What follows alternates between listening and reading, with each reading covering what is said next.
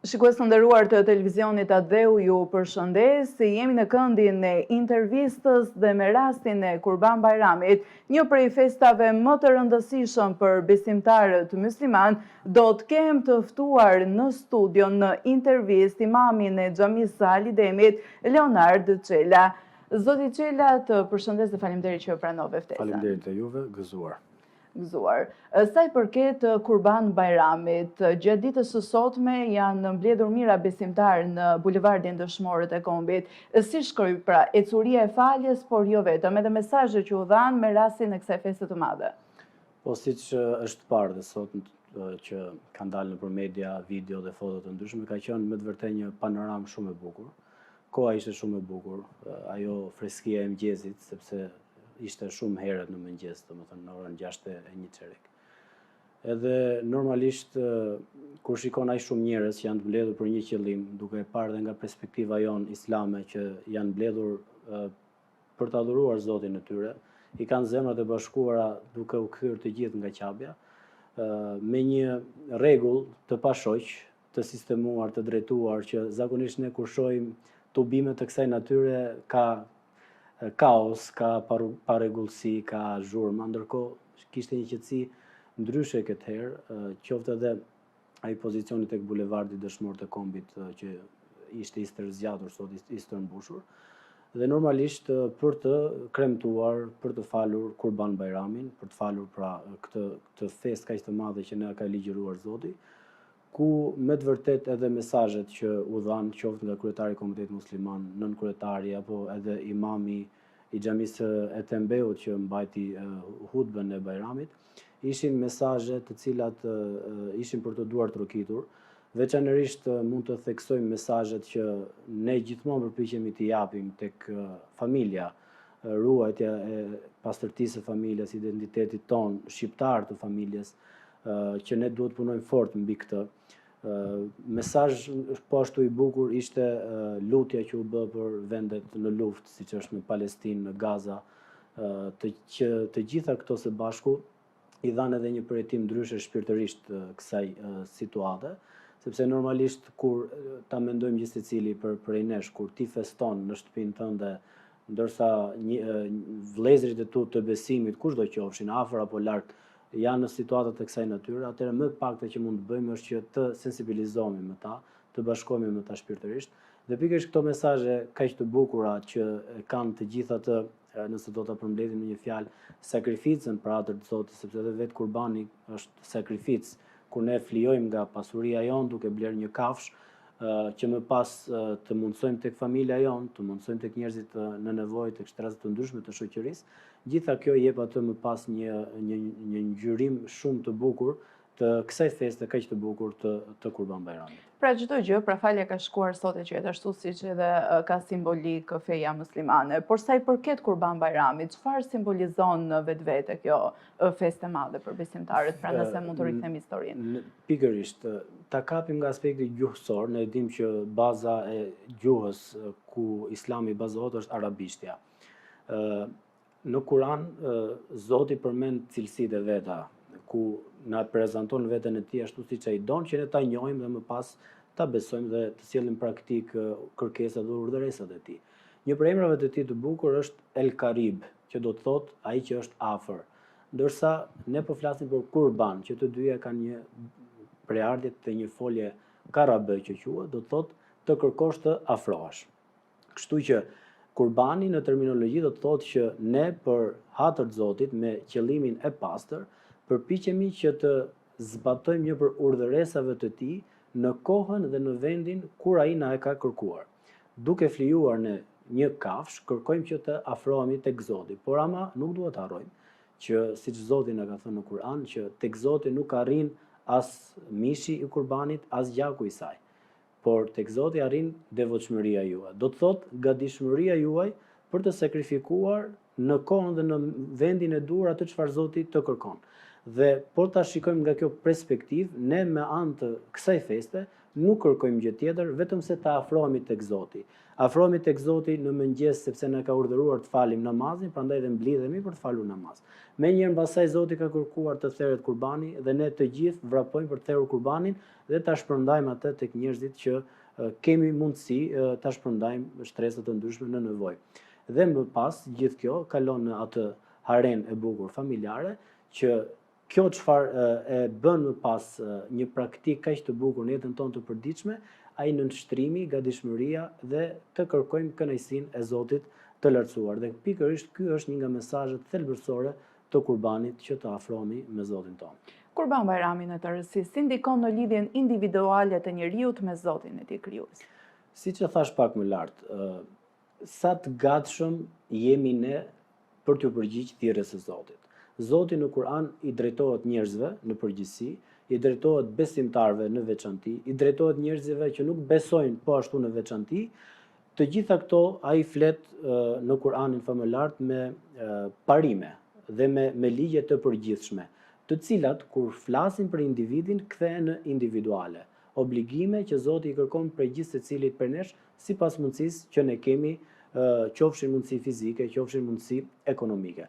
Dhe të gjitha këto, kur shikojmë në tërësi urdhëresat e Islamit mbi individin, kërkon që njeriu ta ndjejë sa më tepër prezencën e Zotit në jetën e tij të përditshme.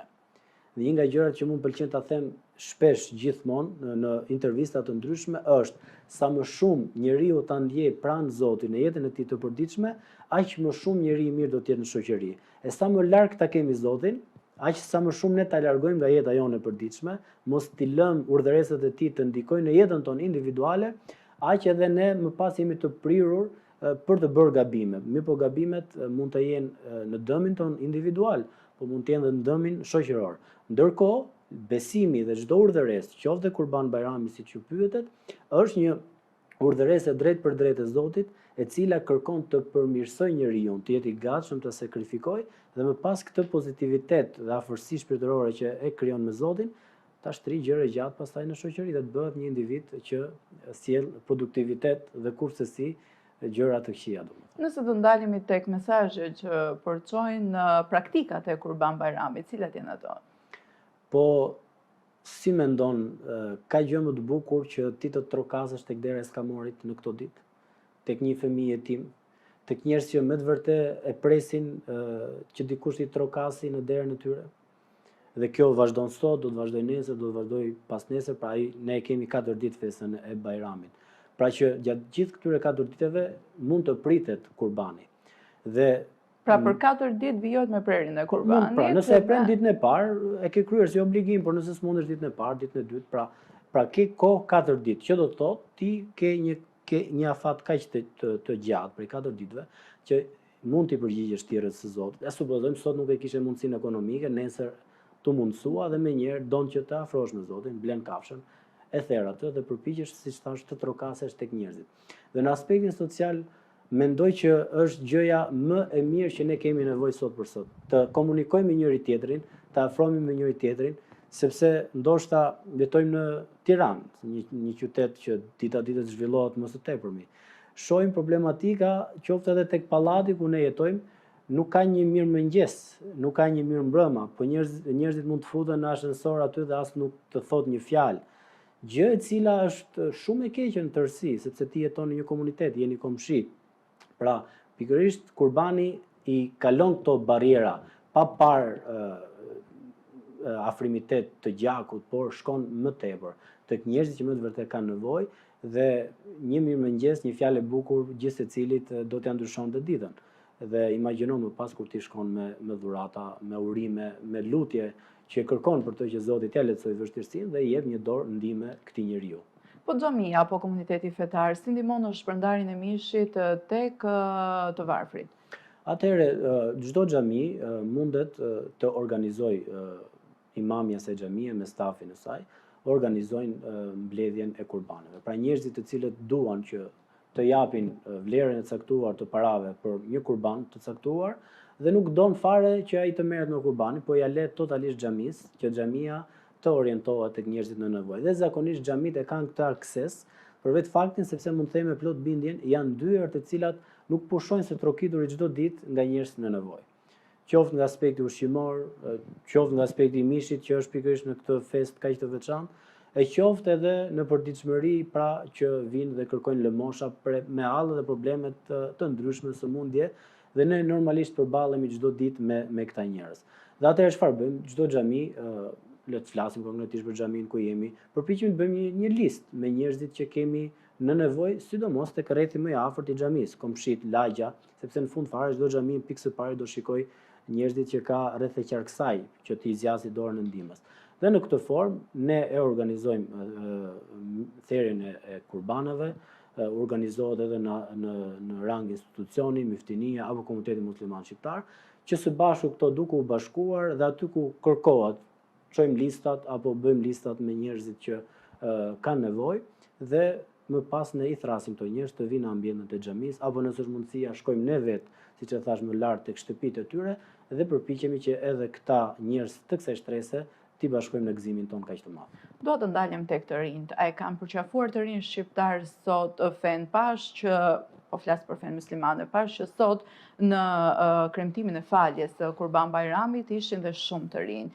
Pra në syrin tuaj si imam i një xhamie dhe me ditë të tjera që kanë kaluar pa përfshirë festat muslimane, a janë të rinj sot të përqafuar me Zotin? Pra mënyra se si e festojnë, mënyra se si qasen tek Zoti i tyre, çfarë mund të themi?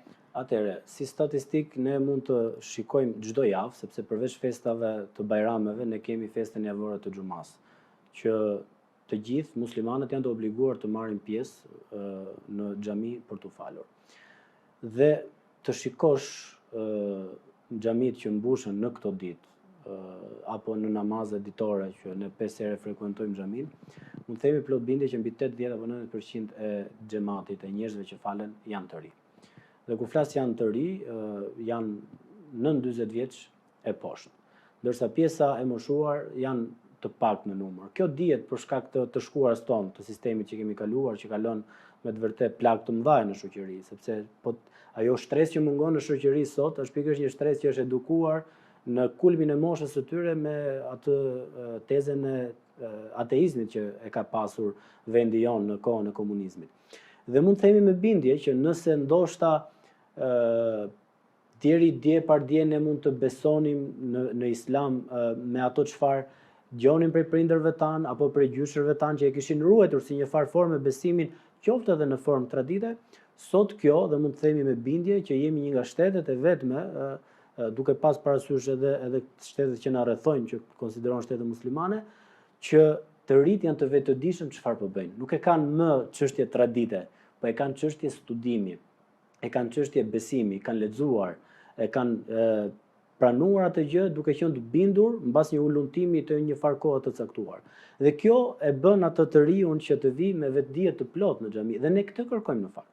E gjithë ajo çfarë ne përpiqemi të ligjerojmë tek njerëzit në ligjëratat tona ditore dhe javore, është që pikërisht të kuptojmë dhe të ulumtojmë çfarë Zoti kërkon prej nesh, mos të ngeli një diçka e paditur apo shablon, thjesht është për të bërë dhe ta bëjmë. Të dish çfarë bën, të dish çfarë lutesh, edhe ajo lutje që ne e bëjmë në gjuhën e Kuranit, në gjuhën arabe, ne përpiqemi që këta të rinj të mësojmë të lexojnë Kuranin, të mësojnë siç mësohet anglishtja në tërësi universale sot në të gjithë botën, gjuha e botës, e themi ndryshe, atëherë edhe për muslimanët ne përpiqemi që çdo ditë ta mësojnë këtë gjuhë të tyre, në gjuhën e besimit të tyre, që të dinë çfarë Zoti kërkon në Kur'an në gjuhën origjinale dhe këtë ta ndjejnë, ta sillin në praktikë dhe me të vërtetë, pra rinia atë çfarë e shef të ri në xhami, e shef sepse është i bindur.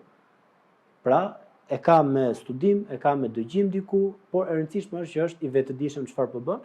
Normalisht do të kalojnë kohët, vitet dhe çdo kush prej nesh vjen duke u përmirësuar në raport me besimin, domethënë. Jemi të gjithë të Zotit, por kemi besimtarë musliman të cilët e praktikojnë, por kemi dhe besimtarë musliman të cilët besojnë në fenë islame.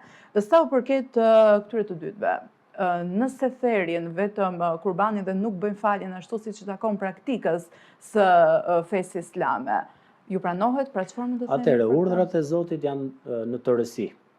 Pra, do të them, Zoti ka vendosur ca urdhëresa për t'u bërë dhe ca ndalesa për mos t'u bërë, dhe janë të obliguar të gjithë ata që thonë besova Allahun, Zotin tim, dhe ndjek rrugën e profetit fundit Muhamedit, paqja e Zotit qoftë mbi të.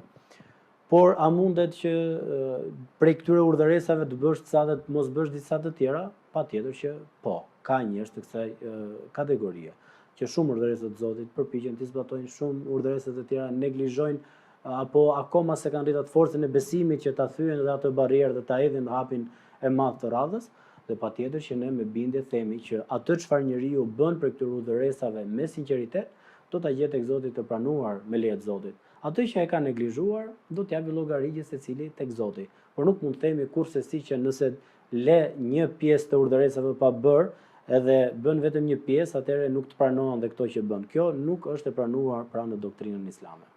Për ta përmbyllur zoti Xhela, çfarë do t'i uronit besimtarëve në këtë festë të madhe?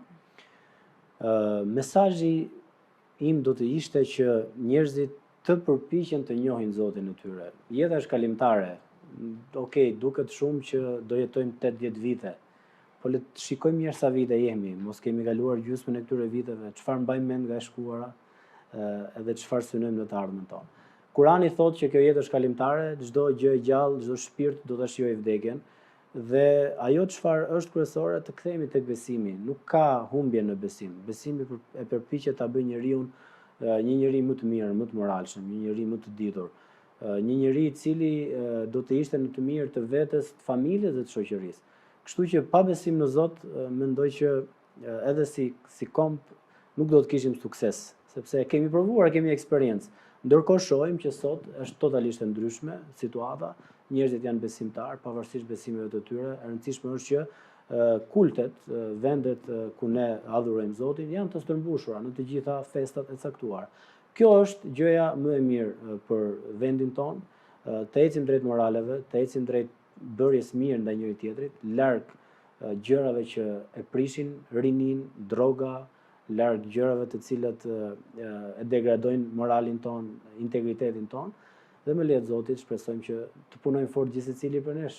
Çdo kush për nesh e ka një mundësi për të hedhur një gur në themelin e ngritjes morale të vendit tonë. Zoti Xhela, falenderoj të gëzuar. Faleminderit dhe juve, gëzuar. Shikues të nderuar, ishim deri në këtë moment me imamin e xhamisë Alidemi Leonard Xhela, i cili na foli më shumë rreth sakrificës dhe thelbit të Kurban Bayramit. Bashkë mirupafshim.